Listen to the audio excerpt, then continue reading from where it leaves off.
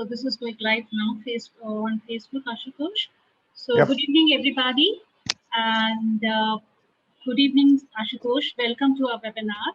Uh, Thank you so much for coming and doing this for us. So friends, please join me in welcoming our very esteemed speaker today, which is Ashutosh Phadke. He's a senior HR leader, consultant, advisor, coach, and educator. He is also ex-HR Director India, Middle East and Southeast of General Mills. Ashutosh is a wonderful blend of coaching and HR. So he's been an HR professional throughout his life, and coaching is very, very close to his heart. He's got official credentials in psychometric testing as well. After 35 years of his corporate life, he decided now to exit full-time corporate life and work as an independent HR professional. He's worked in many multinationals and national organizations. His last role was HR Director for India, Middle East, and Southeast Asia with General Mills, where he was heading multi-location and multicultural teams. Ashutosh is somebody who's always encouraged coaching while in his corporate life. And today he's bringing to us his experience on what it is that HR looks for while they hire a coach. And that is something we all coaches keep wondering is what exactly is HR looking forward for? What expectations organizations have when they hire the coach before, during, and after the assignment? And how do the organizations measure effectiveness and ROI of coaching? So this is such a wonderful topic, and I'm very, very excited to listen to what Ashutosh has to share from his experience. And with that, over to you, Ashutosh. But before I hand over, just an announcement. This is going to earn you CCU's webinar. So at the end of the webinar, I will be posting a link in the chat box. Kindly submit your form, and we will be giving you the CCUs in the November. With this, over to you, Ashutosh. Welcome to the webinar. Hey, so good evening, good morning, good early afternoon, good late evening, whichever time of day it is for you.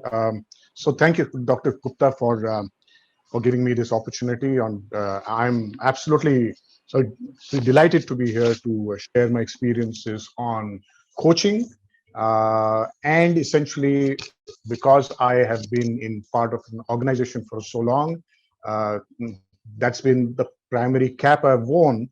The How does the organization look at coaching? What are the things which organizations do? What are the things which organizations could do? So I'm going to actually try to oscillate between them. Now, what I'm essentially going to do is, and I want to, here we go. Okay. So just one slide on how I'm going to try to navigate us through this. Essentially, so Dr. Gupta said, the three questions which we are essentially going to be talking about is what do organizations look for in an executive coach? What are the organization's expectations from an executive coach, both before, during, and after an assignment? And then, of course, the big question, the $64 million question about how does ROI and effectiveness of the assignment get worked out. So the recapitulation so I thought it would be interesting to first talk a little bit about how we view coaching as such. I will then obviously make a few of my, Dr. Gupta has talked about me. I'll just share a few more insights about myself, a little bit about what coaching is all about, and then my remarks on these three questions arising from my experiences on both sides, both as a coach and as a person who would engage a coach. Some admin announcements here, which is that I have about 8 or 9 slides, which I will try to go through fairly quickly. So I think I probably will take about maybe max of 35 minutes or so to get through my comments, and then obviously because it will involve large amount of thoughts, queries, questions, I'm going to open it out to questions and then spend the next 15-20 minutes doing that. I would really welcome you to record your questions, put them in the chat. I would prefer to handle those questions at the end, not because it's going to break my flow or I'm going to be seriously discomfited in any way, but I may well have the answers or some comments about that in the remaining part of the PPT. So just one more statement I wanted to make here is that I will share my own personal experiences as a coach. What I'm going to talk about is my experiences, war stories that you hear from people both on the organization side as well as the coaching side. I am going to talk primarily about an external coach. However, most of the principles apply evenly to internal coaches as well.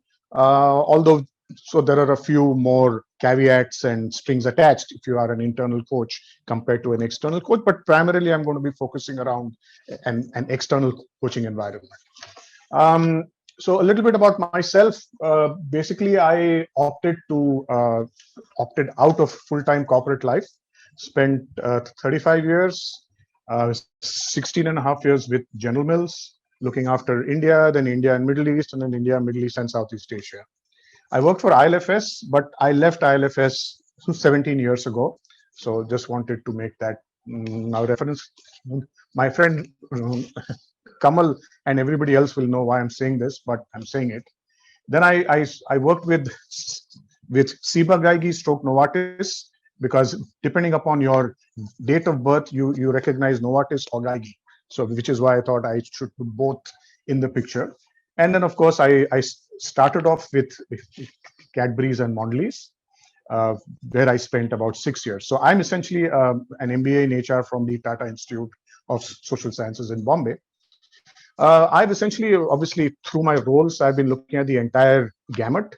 And clearly, as you move higher, you don't look after operations as much as you look at people, at development, and how is the organization evolving. Have conducted and commissioned multiple assignments both inside and outside the organization. I am formally certified in FIROBI, MBTI, situation leadership as well. Multiple exposure to sensitivity training, L group, T group, so kind of have been through the mechanics of that, which can, as you know, get very, very deep into you as a person, as a psyche. So that's there. One disclaimer, which obviously I should make, is I don't have any formal coaching certification. Although I have completed the academic coursework for CFI's, so coaching certification. This is Coaching Foundation of India, which is in Chennai. So that's me. Apart from this boilerplate resume, I prefer to be a polymath. So I have interest in quizzing, I trek, I love aviation in all forms. And at this point of time, I am actually attempting to improve my skills in flying an aircraft on the simulator. Okay, so that's the kind of thing I do. But where all these interests lead me to is that you could not call me a atypical corporate guy. In fact, I run very far away from being described as such, although I have spent 35 years here. Okay, so that's a little bit about me and a little bit about my background. Now, if you, I think we should spend maybe about 5-10 minutes, maybe just about 5 minutes talking about coaching and what exactly do we mean by it. So essentially, there are many definitions of coaching expressed in many different ways. But I thought the most relevant for us would be that it is a formal method of skilled helping, but within a business context. So it's not necessarily meant to look at college students handle their environment in college, but it's in a business context, and it is a formal method of skilled helping.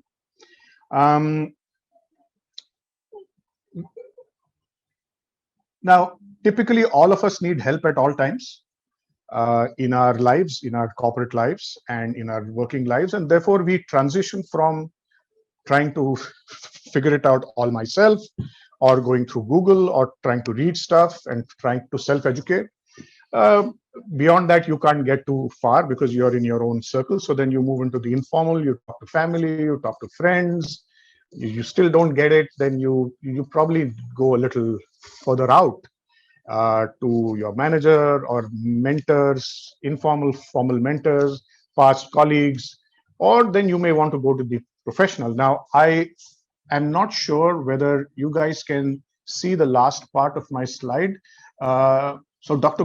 Gupta, help me. Do I just close this here, minimize this so that it all goes away? Ah, here we are. Okay. So,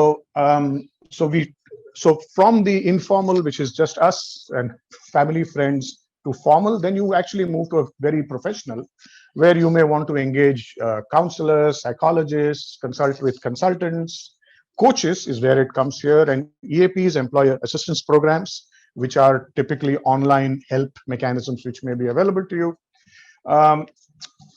There are clearly strong differences of coaching as compared to counseling, consulting, mentoring, therapy. So let's try and get some of those definitions out of the way.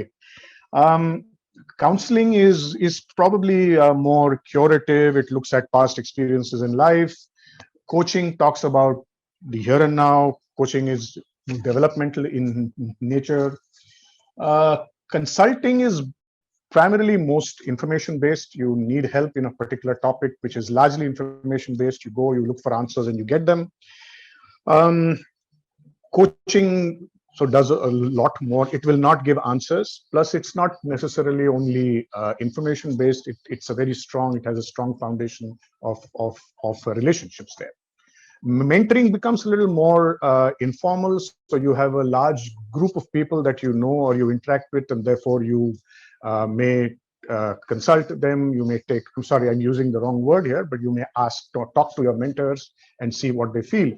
Therapy is essentially when you have dysfunction. We are not going to talk about that yet, but clearly we are not in the context of doing therapy when we talk about coaching. So I just wanted to make these differentiations clear up front. So what is coaching? Is essentially holistic. It looks at the entire employee, the entire individual person. It doesn't choose to look at just one part of him or one part of his work. It believes that there is a causative influence and multiple parts of the personality which essentially affect you as an individual, and therefore we look at all parts and not just one part. It's like I said earlier, it is intended to be developmental in nature. It is intended to grow people, help them grow. It's empowering, so it puts responsibility for development mostly on the coachee, and it is our job as a coach to essentially empower the person to try and work out his or her own mechanisms. It's non-standard in the sense it would be difficult to look at coaching which is very programmatic. It only operates one way. It's relationship based, like I said, and it's coachee centered. It can actually impact an individual at various levels, and that depends on the reason for commissioning an assignment. So it could be for purposes of just information absorption, where you're trying to help somebody or coach somebody to acquire information stroke data. Most often it is the latter two, which is skill development and practice. And it's also about not attitude changing, because it's, the standard HR terminology is how can you change an attitude? Attitude has so many other variables, but you at least try and influence attitudes. So I just wanted to speak about this as to set this as a background to make sure that we all understand or on the same page as to what coaching and what's the context in which we are talking about. Now, and importantly, it could be combinations of the three. So you could be doing partly one or more of the other. Now, typically the reasons why organizations might commission a coaching assignment is primarily that it's clearly a very powerful part of managing not just performance but also potential. We are all very clear in our lives about the potential performance grid. So we essentially classify people during their work life into categories. So you could have hypo, lopo, well, not lopo, but at least hypo, and then you look at the middle section and you look at people that you need to do work with. But essentially, if you look at the most normal, the typical reason in an organization is essentially to coach a high potential or a very vital high performer whose job is critical to the mission of the organization, and therefore the individual can do with an improvement in that. So effectively, if you know the 9-block grid, I'm talking about the inverted L, which is the top row and the right column. Typically, if I was an employee, if I was an HR guy or CEO of the company and I wanted to do something, I would spend my time and my money in trying to work with these people. Clearly, executives, senior folks, rainmakers, these are the people why I would want to invest in doing coaching. Now, typically, more and more, it's used very extensively by entrepreneurs. I've at least known a large number of entrepreneurs who essentially have started one way or the other. They had an idea, they got funding, and they are in startups or they're entrepreneurs, but they have very high expectations of them from their boards and their investors. And you have a lot of people who essentially want somebody to speak to. Typically, as we all know, at the top, it gets very lonely. You don't know who to talk to. You can't always speak to everybody concerned. So you need somebody to assist. You need somebody to help you, to give you some kind of a structure. And the last part which helps is in family groups. I mean, India and any other place has a family succession charts, and therefore there are people who need to be brought up the capability curve, and therefore a lot of coaching happens there. For our matter, there are examples, and I mean, what will primarily happen is it meets the employee expectation, and let me just not come to that yet. But I would say here that the kind of reasons for engaging a coach, the kind of coach that you would engage, the kind of expectations that you would have from a coach, and the ROI expectations or the effectiveness expectations would vary depending upon what you're doing, or what's the reason, who's the kind of individual. So here, typically you would do coaching clearly because you need to ensure performance. So it's a very vital high performer. You want to make sure that there is continuity. You look at developing somebody for the future. Now, sometimes the future is not even defined, but you have somebody who's on the 9-block on the right column, and you essentially want to work with this individual and prepare this person for the future. And the third is there is this increasing thing about, am I good enough? What are the proficiencies which I want to develop? And there are many people who in my experience, put coaching or mentoring, whichever way they describe it, in their own individual development plans. And they say that I need somebody to tell me if I'm doing okay. I need somebody to hold a mirror up to me. And therefore, the entire coaching assignment could be focused either on improving your general proficiencies, apart from, of course, item number 1 and 2, which is performance and potential. Lastly, in these times, coaching around diversity and inclusion is becoming big. Although it is information based, which means there is a theory and there is a lot of information. It does depend. It does harken back to attitudes. It does harken back to the way I've grown up. It does harken back to my style so far. It harkens back to the way that I would want to to handle diversity and inclusion. So depending upon what is the reason for commissioning a coaching assignment itself, depending upon that, like I said, the structure, the expectations, the desired results, and the ROI definitions would change.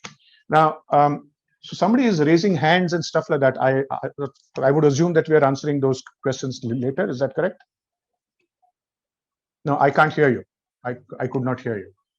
We'll take the questions later so that it doesn't Perfect. disturb you. So I will unmute them, whoever is raising hands, Sure. once you're done. Perfect. Perfect. So thank you so much. Now, the one big important part, which as an organization, we have to be very critically looking at, is how is the coachee looking at this assignment? It's one thing to say that I want to coach this guy or this gal, because he or she is a high performer, high potential, or whatever. But what does the coachee think he's getting into, he or she is getting into? So typically people say, oh, it will improve my work performance. I will build my skills at leading people. I'll improve my communication skills. My conflict management will improve. Stress will improve. My executive presence will improve. And I could always do with guidance from somebody who's senior, more knowledgeable, more gray hair, somebody who knows more than me in my field. So those are the kind of typical expectations. And finally, there are these three important questions which get asked. Is that why me? So there's a little bit of a suspicion about why me. And I'll do it because the boss thinks it's good for me. But I'm not sure I really need it. But it's not good form to say no. It's not good. It's not good to refuse. So these are possibly the kind of perceptions that the coachee himself or herself may come up with when he or she is getting into the coaching assignment. And why do I bring this up and talk about this clearly is that because we talk a lot about what the organization needs and what the organization wants to get done. But we don't always talk about what the coachee might receive this as. And therefore, as an organization, it's as important for me to understand my organizational need, but it's equally important for me to understand what is it that the coachee may wants or is entering the assignment with. So therefore, as an organization, it is my responsibility to help the coachee to understand why this is happening in the first place. And therefore, that brings me to what would I look for in an executive coach? Normally, in the most normal cases, I would look at somebody who's got a coaching background, experience, typically somebody who can sell me a formula or a template, because in organizations we are all type A, driven by system, process, method, and therefore, do you have a formula? Has this worked before? What's the kind of thing you've done before? Past history. Domain expertise is seen as particularly important. Yes, it is important if you're talking about an information-based kind of a coaching that you want to do.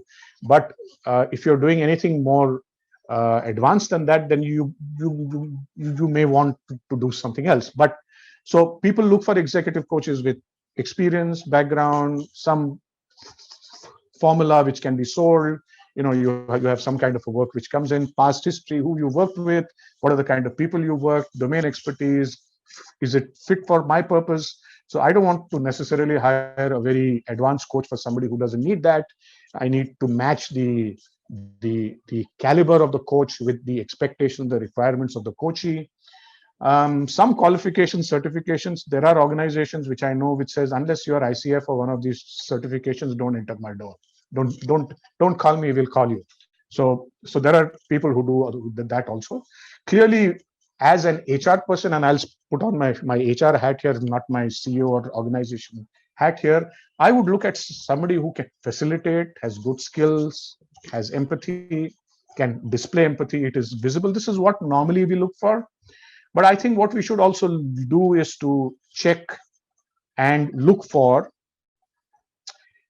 if those qualifications and the domain knowledge is really necessary. Too often you say, okay, there's a sales guy, I need somebody with typical sales experience. And why do you want to have that sales coach? Is because he will teach him what to do. Now, that could be a little bit of a fallacy in coaching itself, because while you may help the person to learn, it's not your job to convey, to teach people. Then you better hire a consultant. So sometimes qualifications and domain knowledge are not really necessary. Sometimes it actually pays to be completely the other way. Sometimes it pays to have somebody completely unconnected, so you get a whole fresh view. Now, too much system, too much structure may not always work. So you essentially need somebody who's flexible, who doesn't necessarily get very linear or very binary. Some competency at psychometric evaluation. Now, I'm not saying you need to be qualified at the test, but you need to understand what it can do for you, what are the kind of results it can come. Because you see, coaching it starts with awareness, self-awareness, and therefore tests or other ways are mechanisms, or at least I must have a working understanding of where it might be applicable. Coachee centric and empowering. So essentially, if you have somebody who is skilled at doing this and understands this, I would check references. I would check the references with multiple people, especially from either the person's past work colleagues or the person's past clients, or I would check that, because, and as many as possible. And I'm not saying I'm going to do an averaging or a I'm just going to say that I need to know what this person can do for me. Very, very strong sense of ethics. As we will come a little ahead, the part of the ethical issues associated with coaching are immensely high, and therefore I must check for that. I must be aware of that. Personally, very, very self-aware. So the person should be give you that. Then you need a sense of reality, which is that while I need optimism, unbridled, so it means I must believe that it can happen. At the same time, I would rather keep it, have somebody who can essentially call a spade, be very real about life. So therefore, in this slide, I've essentially tried to say what do we normally look for, but what I have found helps on the right to look for as also, or even keep these in my back of my mind when I'm looking at this. Okay. Now, this is a big slide, lots of text. So I'm sorry, I'm going to bore you a bit, but I'm just going to take you through this very quickly. But I'm essentially going to say that what does an organization expect? Number one, and I'm going to split it into structure and process, because this helps before, during, and after an assignment. Yes, you need to have a formula, you need to have a plan, you need to have a route map. So you need to have a structure, because coaching is not necessarily informal like mentoring, where you just pick up the phone and you have a conversation every week or once a month or something like that. This is a commission for a very specific purpose, and therefore you better have a structure. And organization would expect the coach to essentially have a route map. Now here is where contracts, the coaching contract and the commitment statements between the coach and the coachee, or the organization, the coach and the coachee, the three-way, tripartite, whatever, are extremely important.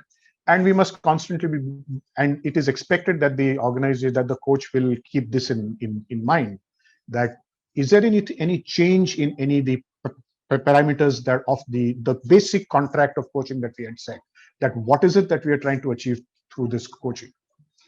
Thirdly, I think, in the pre-engagement stage, almost as you might call, because before, during, after is pre-engagement, during the engagement, and after the engagement, disengagement, as you might call it. But it is extremely important, I think, for the coach to understand the entire perspective of the organization, the individual, the journey that the person has gone. It's as important to describe the stage. It's as important to understand the story behind the story as to what we're trying to do here. And I think multiple times obtain full clarity of expectations from the organization and the manager. I had a lawyer friend who at one point of time used to drive us up the wall and looking at, why do you want this word and why do you want this word? He told me that, and it's true, the more time you spend on fighting over the draft of the agreement, the less time you will have to spend in actually changing things if things go wrong. Same here. Coaching, if you have your parameters and your expectations laid out and you've discussed them multiple times, then it becomes extremely easy to go forward. So organization, as an organization person, I would expect an executive coach to really, really try and understand this. Confidentiality, why do I say sometimes not? Clearly, there are expectations sometimes from HR that, oh, please tell me how this guy is doing. Now, there are times when you have to maintain confidentiality, but especially when there is a need for us to bring in some substantial change in either the expectations or the route, you may choose to share, but with the permission of the coachee at all times. That's what I would expect a coach to do. Documentation, without documentation, nothing works. It's all in the air. So if you can do that, that's good. Maintain timelines and scheduled check-ins, and essentially know when to end. That's a very important thing. I would expect as an organization, the executive coach to tell me upfront, you know what, I don't think anything more is going to happen here. I think we need to end this here. It's not about the fees, it's not about anything else, but it's not going to work anymore, or I think we're done here. And then finally, knowing how to hand off. What am I supposed to leave the coachee and the organization and the person's manager with? So is there a written understanding? Is there a set of actions that have been agreed? How to hand off is extremely important. And because at least in the Indian context, I've seen that you're not expected to be a very mechanical coach. You're expected to be a friend. You're expected to perform multiple roles, and therefore continuing to be available is extremely important. So my coach is somebody who I could call up 3 years later and say, you know what happened then? I'm still having the same trouble. Can you help me? And that should be acceptable. It's not a matter of fees. If it comes to fees and re-entering into a contract, that can all be done. You should always talk to the organization about it, but it's good to continue to be available. I would expect as an organization for the coach to be available. On terms of the process, we follow the route map, but essentially be very flexible in timing and order. So you want to do a 360 evaluation, you do it before, you do it after, you do it one stage later, you allow the employee to do, the coachee to do XYZ things. So you have to be able to have a flexibility in deciding what to do in the timing and the order. Sometimes you may want to drop stuff. At least if you don't drop the initial part and the core thing, that's fine. But if you want to drop stuff, that has to be a very reasoned decision. So you must, as a coach, I would expect the person to come up and say to me, I'm going to do this, I'm not going to do this. Now, like I said earlier, the expectation of a coachee is not necessarily only a coach. So you're expected to perform you're expected to be a counselor, you're expected to be a mentor, you're expected to be a consultant, you're also expected to be a therapist. I'm going mad with this guy, please help me what to do. So, you're expected to do various things. Now, you may want to step into it, but let's not stay there.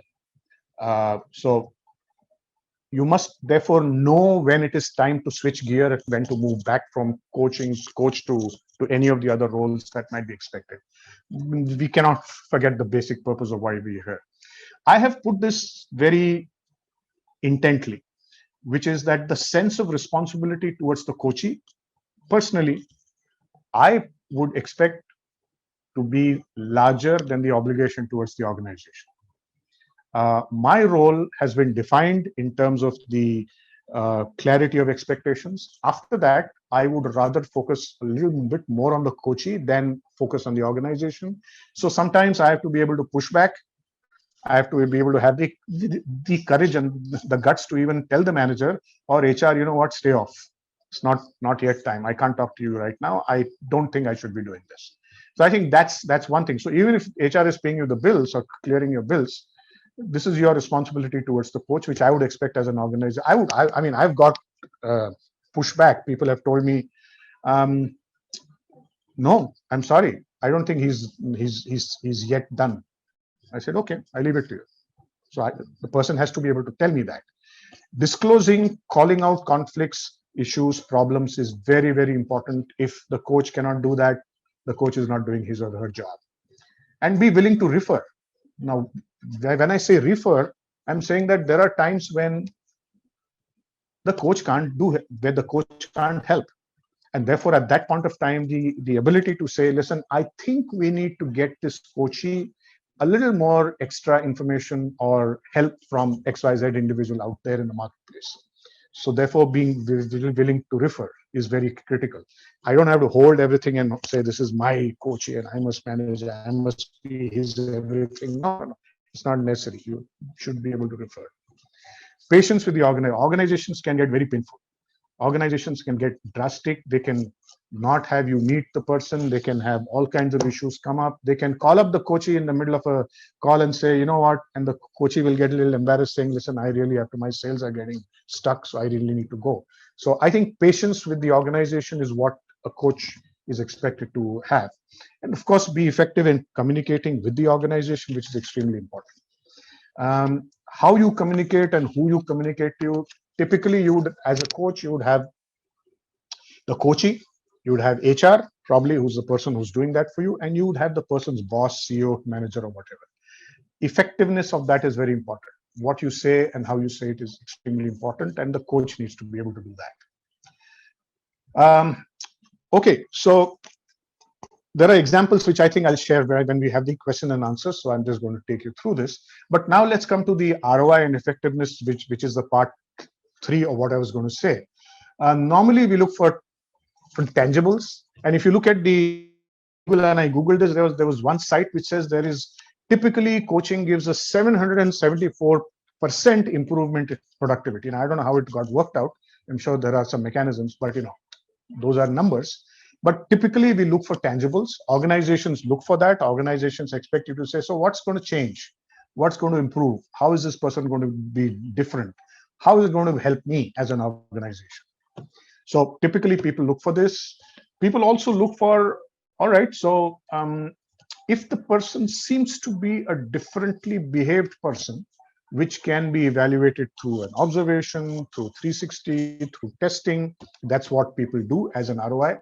I will make a caveat here that I started working in HR 35 years ago. Even before that, in campus, one of the principal questions was, how do you assess the ROI of training? If you ask me who knows the answer, at least I don't know the answer completely how to estimate, but there are some markers. So I'm just trying to point out the markers. Now, there is something called, especially in family organizations or in entrepreneurship or whatever, there is a perceived capabilities for the future. I have seen that expressed comfort levels between the coach and the coachee are very strong signals to look for. That's a very strong example of the ROI, because given what the coachee may have started with, saying, why me? Why is the organization sending me? The amount of suspicion, doubt, etc. If the person, the coachee, has been able to establish a very good comfort level with the coach, I think that's a good sign of ROI. As far as the employees, the coachee is concerned, better time management, visible executive presence attributes, can talk well, see well, better, etc., etc. But over time, I think we could also perhaps look at the quality of conversations of this subordinate, of the coachee with his subordinates, moderated by managers. In most cases, in corporate organizations, you have a 3-tier kind of an evaluation or a discussion system between the employee, who is the coachee, then his manager, and then a super manager, or the manager one level up, the skip level manager. I think it should also be the responsibility of the skip level manager to essentially understand how this person is conversing with subordinates, irrespective of whether the coachee is trying to build leadership skills or not. The conversations with the subordinate are a very key indicator of how this person has changed or not. Leave aside external clients, external, customers, etc. The subordinate will be able to give you possibly the best opinion as to how the person has changed or improved or not at all. This retention is one mechanism which I thought was important, but even more important than that is, an assignment is over, how much of an evangelist is he turning out to be? Is he or she becoming an ambassador for you? That, if that happens, then you probably have a clear indication that the effectiveness has happened, because this person is actually talking, that coaching might not be a bad idea itself, and that results in a greater sense of, what do you say, involvement, ownership of the process. New comfort levels with manager. I've very often seen that the manager will come and ask the coach, what did you do with this guy? How come he's so different? Or at least for now, how does he appear to be different? Over time, you need to check if that comfort level has increased with the specific the manager. And obviously, the contrast is between efficiency and effectiveness, which is about doing things right and doing the right things. Depending upon what you set up the coaching assignment for, you could be looking at efficiency, but not only efficiency if you're trying to change a skill, where you're trying to be effectiveness. So you may want to look at both. Immediate unit employee engagement feedback from internal and external customers. So essentially intangibles, which is how does he show up, increase confidence, better communication, stronger visible people relationships. These are essentially some of the things. So is this warm and fuzzy buzzy and all undefined? Unfortunately, yes. But when you're talking about coaching, you're talking about behavior change. Behavior change there is an end result in terms of the results and confidence, but you have to look at the process indicators or the symptoms to find out if the health has reached ROI. It does not help me to become I spent 8,000 rupees per hour for this assignment. What did I get out of it? There are people who do that, but in my humble point of view, no. So I'm coming up to 743, which is not a bad idea at all. I think we're doing pretty well here. So I have just one last slide, which I'm going to talk about, and then happy to answer questions, or I could answer questions now, and then just wound up at the end. I think we'll do that. So now open for questions, comments, all the people who raise their hands. Is there anything already on chat here that I can look at or answer already? Ashutosh, can you stop sharing your screen? Yeah, okay. So sharing? Yes, stop share. I'll do that. Okay. Yeah.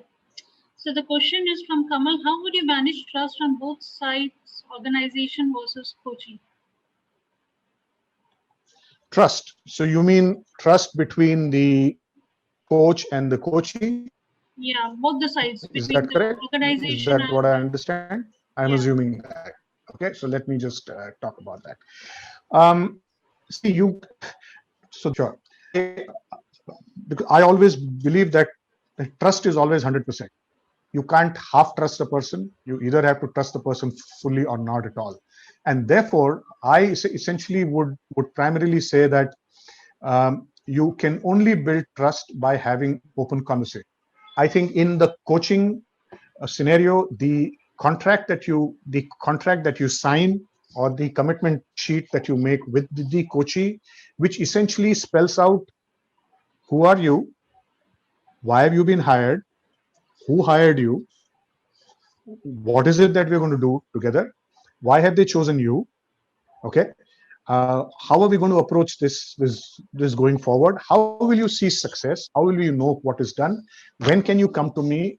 All of this stuff is very clearly documented and written out upfront, which essentially means that as far as the coachee and the coach is concerned, the understanding between the two is put down in paper formally. There is a tripartite agreement between the boss, the coachee, and the coach. The coachee needs to be assured by the coach that, and the coach has to actually insist on this, that I will not share anything with anybody else without you approving it. These are the starting points of trying to build that trust. Beyond that, it will just have to happen as the case may be. It'll just be proved by experience or by examples. Thank you. So there's a question by Raghu. I'm a CXO of multinational and want to be a coach for senior executives. Can you advise on how to go about when he's starting afresh and doesn't have references? Oh no. I think by reference, I didn't necessarily mean that you need to have 8 people give you certificates. But when you say one way to counteract the absence of a reference is to talk about your experiences and talk about your experiences of enabling change, talk about the experience, your experience or your achievements maybe in creating difference in. I think your most your most honest way is to be completely honest and transparent and say it as it is. That itself builds a sense of authenticity, that builds a belief in the person's genuineness. That I think causes a lot of improvements. So Sunanda, I have unmuted you and you Yes, can ask Sunanda? the question. Hi, am I audible? Because I can't hear anything actually. You are absolutely audible. Why don't you ask the question? Okay. All right. This presentation is full of insights. My question to you is that during this, conversation with the coach, if it comes up that while they're going through this process, the coachee is looking for, an opportunity outside of the organization. Now, as a coach, I know that that the organization has maybe hired me because they see this as a high potential person and want to develop them further and invest in that person. Yeah. And also as a coach, this is something that's been shared with me by the coachee in a very, very confidential, conversation, right? Yep. So here, what is the expectation from the organization? So because, you talked about the fact that there are certain things in terms of, conflicts of interest and stuff like that. Yep. Now, so here there is a conflict in this only to the extent, and I know I'm not obligated to the organization that way. My coaching ethics tell me that I should not be disclosing this to the organization. So can I answer now? I got your question, and it happens that you come into the knowledge of other confidential information as well. Maybe it's about something happening in the person's life. I think I've done it in one case where somebody was having some other problems at home and therefore wanted to bring those into the equation and wanted to talk about how it's affecting him at work, etc. But I think the very principal thing is to actually tell the coachee that, listen, you've told me information which I am compelled to keep quiet to myself. Okay, I will not divulge it. Number one. But it would be extremely embarrassing for me to continue with this coaching assignment, knowing that you have particular plans. I leave it to you to exercise your judgment about whether you want to speak to your organization or not. I don't think it becomes the responsibility of the coach to divulge. As a coach, I would not divulge. No. So may I ask you a follow-up question to that? And however, clearly I would make sure that I tell the coachee that these things take time. You may be looking for options. You may be in the process. I don't know where you are in the process, but I think we need to agree on a certain amount of time. Maybe it's, I don't know, 15 days, 1 month, month and a half, or whatever, before either you tell or I tell. Okay, so it can't be open-ended saying, oh, I'm going to harbor your secret, knowing that you don't have any interest in this organization. No, I think transparency and making your point of view extremely clear is important. Also telling the individual that, listen, if you have anything happening in your life, just make sure you tell your organization within a particular time. Otherwise, let's take a break on this coaching assignment. Let's come back when you're clearer in your intent. That also happens. That also happens. There are people who want to go on leave, or people who have some urgent assignment to do. They want to travel abroad, and therefore the coaching assignments do get kept on hold. So maybe that's another way out. Right. Okay. Thank you. So I was actually going to do a follow-up question to that, but I think you have somewhat answered it. But in the event that the coachee does not do this, because at the end of the day, it's also because I have some information available to me, and I'm holding that coachee. Literally, I'm not like a threat, but I'm saying you tell or I tell, right? In some ways. In which Well, case, how would the organization look at it, look at the coach, if the person after a while decides to leave any which way? well, I see that's the issue. I'm not his keeper. Okay. I'm a coach who you hired under a certain formal frame of reference to help this person improve in ABC ways. Okay. I'm not responsible for the moral dilemmas or absence of them on the part of the coachee. Right. You hired me to do a particular job when I was aware this is the action I did, and please feel free to check with the coachee.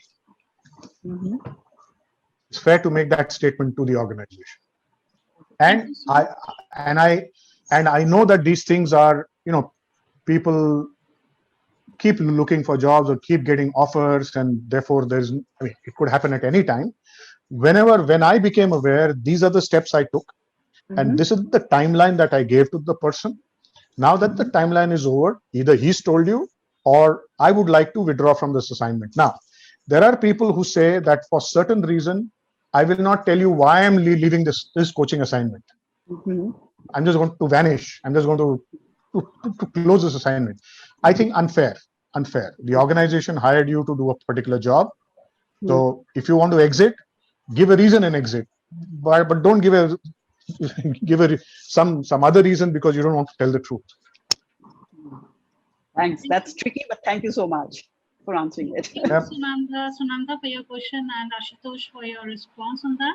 There are many questions coming up. And one is corporate experience mandatory to become a coach in a corporate? So if you're not having a corporate experience, then how can he relate to the incidents and issues a coachee is facing? So is a corporate experience mandatory? Very tactful, but I've signed it and I want it back in. No, I'm sorry. So the question is what if somebody doesn't have a coaching experience, corporate experience? Okay. See, I think personally there are people who have spent years in academia. Okay, they've spent their entire lives in academia, and they've been a professor, and they know a lot. They know a lot of stuff. So are we talking specifically about corporate experience or the length and breadth of experience? If you're talking about corporate, then I'll focus only on that. Yeah, I think clearly I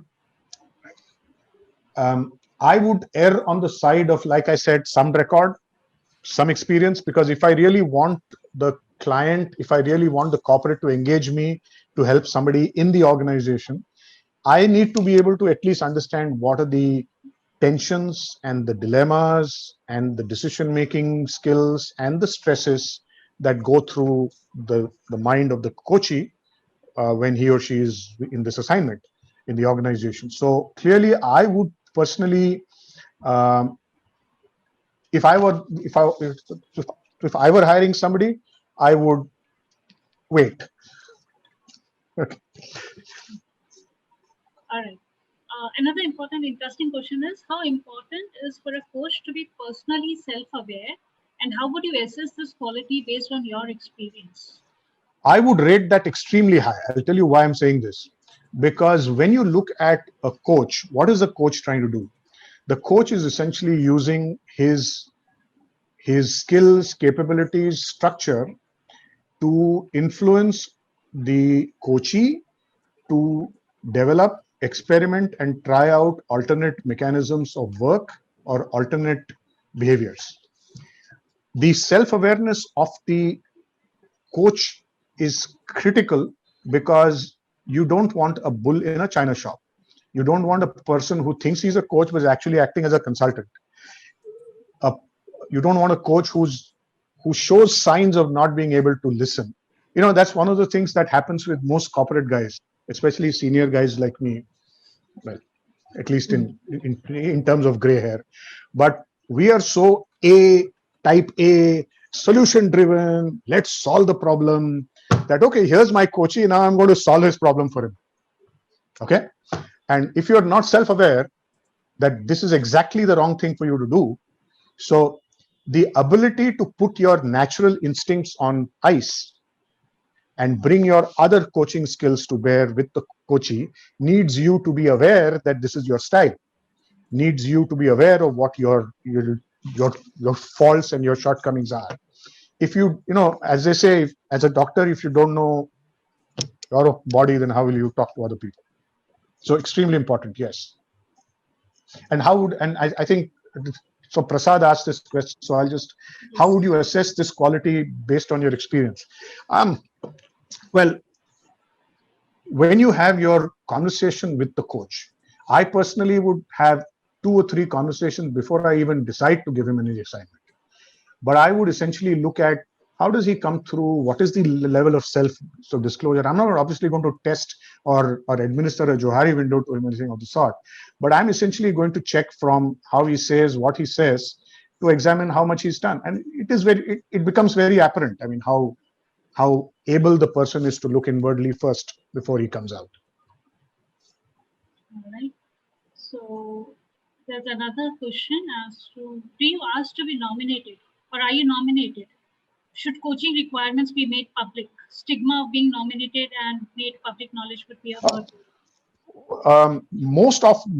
In most organizations these days, the desire to be coached is on your IDP. Is supposed to be on your IDP. So at least you're disclosing it to your boss and to your organization. I had, in fact, 8 or 9 years ago across Asia, we had actually formed a group of senior people who we said these are coaches, stroke mentors, stroke people, and we actually sent out an email and tried to match potential coaches with those people. So we had a pool of coaches kind of made available, and we had a group of coaches who said, who would you like to talk to? And then HR facilitated that, because there's one guy who's very popular, so everybody wanted to be mentored by him. So then we had to say, listen, let's be real, you can't do that. So for the employee, you must state what you want, you must state your needs. If you don't, why would I think of it? Point number 1. Many organizations do have, as part of their developmental, what do you say, potential assessment, succession planning kind of sessions, they have an accelerated development plan where the organization takes this responsibility towards, especially your hypots, and says that, listen, this is something that might be of the benefit to you. Would you like to do it? Is there a stigma behind coaching? If there's as much of a stigma to coaching as much as it is going to a psychologist or a psychoanalyst. You just want to talk to somebody. Half of coaching is in the conversations. I just have somebody to talk to. I just have somebody to help me. Why would anybody be shy about that? So, okay. Thank you so much, Ashutosh. And I'm cognizant of the time, and in interest of it, I'll just take one last question here now. And that is by Dina, who says that. So before we do that, can I just check? Would you have all these chat questions which I could possibly handle in any case? I could do that later. I could do that. Okay. Yes. So and even if something is not answered, people can write to me directly, and I will ensure that it is answered by Ashutosh. Perfect. Bina. So Bina says that no matter how much the goals are defined initially, process at times gets into abstract areas and coaches veer off from the initial goal. That may be necessary for them to explore. So how do you manage that and bring the coachee back on track? Well, after you have your tripartite meetings and your bipartite meetings, and you have your multiple understanding meetings, and once you come to know the story behind the story, you talk about a hypothesis, and then you talk about hypothesis, and then you talk about possible responses to that, and then what this might result in, and how it might go ahead, and what you might expect. Now, all this is very transparent, and therefore, at every meeting between the coach and the coachee, I've always found it very useful to say, okay, here is where we thought we would be.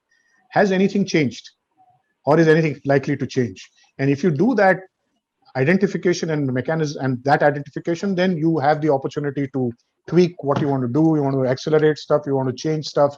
You want to bring in additional information, details, etc., etc. So you can do any of that stuff. So constant communication is very important. And like I said in one of my slides, it is expected that the coach highlights and brings up any changes which are material in nature, which may influence the coaching assignment going forward. So thank you so much, Ashutosh. Enjoyed your session. It was so wonderful to have a practical experience right in front of us as a coach, and something which we look for. Thank you so much. Thank you, everybody. Yeah. I have just one last slide with your permission. Sure, because please go ahead. I just some summary things which I wanted to talk about. So essentially, I had said basically that, you know, coaching is not one size fits all ever. Every assignment, every journey is unique and exciting, and therefore the organization's responses to every situation have to be different. Number two, it is multidisciplinary. So tomorrow you may veer off and follow a different. So you see a breakthrough in somebody's willingness to change. You may want to change something and bring it in. So you have to bring multidisciplinary issues. In coaching, you're trying to help. You're not trying to offer solutions. We talked about substantial self-awareness. We talked a little bit about trust and confidentiality are key. Therefore, who's the real client? What happens in the case of a conflict? I think the lady asked me about if you know somebody is going to leave. What you ultimately want is to be able to move to a coach plus model, because what that coach plus model does is it gives much more richness and holistic nature of the assignment between you and the person. So I've sped through this. I just wanted to share this one last slide. Thank you so much. And thank you, audience, for being there, even on our Facebook audience who have been watching us live. For people who have been here, I have put the link for the CCUs in the chat box. Kindly copy paste the link and submit your form within 24 hours. And thank you and have a good day. Yeah, and I'm sure I'm going to get the questions on the chat. Okay, so I can just take a look at them. I mean, it helps me to understand what do people think about also. So it adds to my own learning. So I'd love to see these questions on the chat. That's point.